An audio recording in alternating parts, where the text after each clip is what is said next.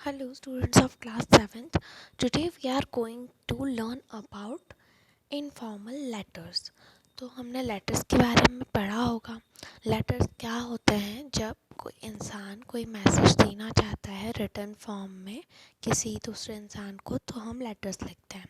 Formal letters वो होते हैं जो हमें किसी रीज़न से, किसी कंप्लेन से, किसी इंक्वायरी से, किसी एप्लीकेशन की वजह से किसी इंस्टीट्यूशन को लिखने पड़ते हैं। लेकिन इनफॉर्मल लेटर्स वो होते हैं जो लेटर्स हम अपने फ्रेंड्स, फैमिली मेम्बर्स, अपने क्लोज़ वंस जिनको हम जानते हैं या रिलेटिव्स हैं उनको भेजते हैं।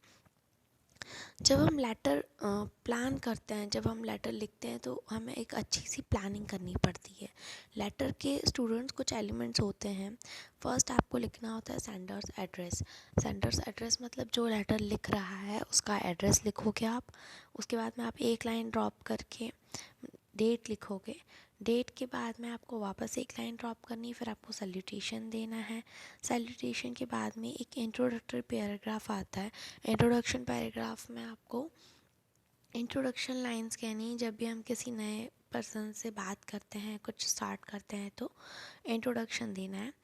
इंट्रोडक्शन में ये नहीं कि माय नेम इज़ दिस, क्योंकि वो इंसान अपना क्लोज रिलेटिव है तो वो हमें जानता है। कुछ ऐसा जैसे I hope you are well, that you have settled in the new hostel, और जो भी हम बात करने वाले हैं उसके बारे में इंट्रोडक्शन, जिस बारे में बात है उसके बारे में इंट्रोडक्शन देना है। उसके बाद में आपका आता है डिस्क्रिप्शन पैराग्राफ। डिस्क्रिप्शन पैराग्राफ में आपका जिस बारे में लेटर कहा गया है उसका पूरा डिस्क्रिप्शन रहता है।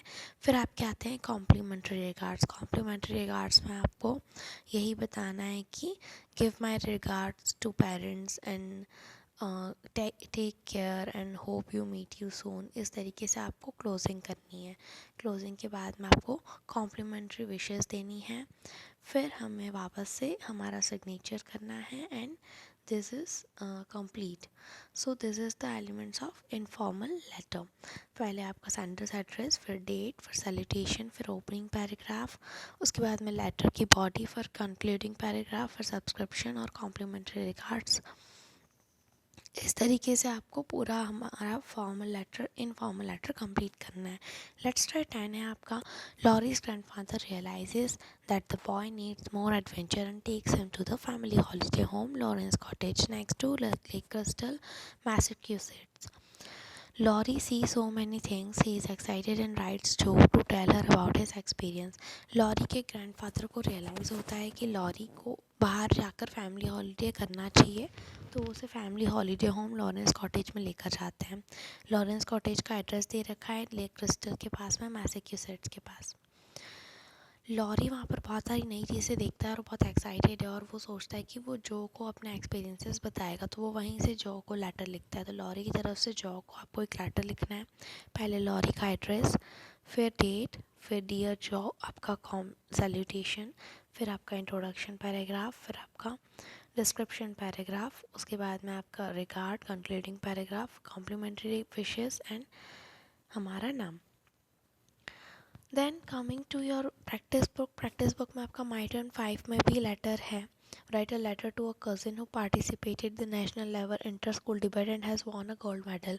ये भी लेटर आपको कॉपी में लिखना है। इस तरीके से आपको ये दोनों लेटर अपनी कॉपीज़ में लिखने हैं। You have to write this letters. This is your my turn 5.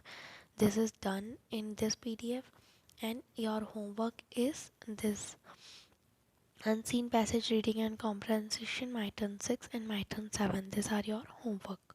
Okay, students, do well and complete your copies.